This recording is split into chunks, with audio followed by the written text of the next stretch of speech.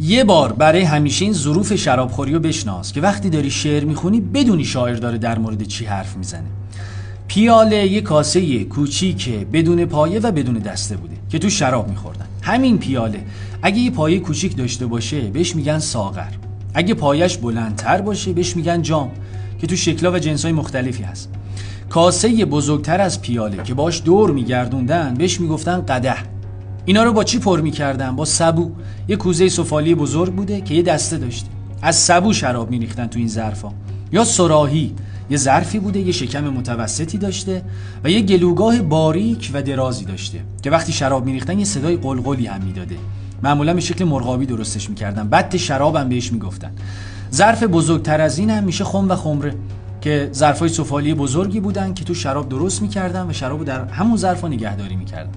این ویدیو رو ذخیره کن که داشته باشی، برای دوستای اهل شعرت هم بفرست.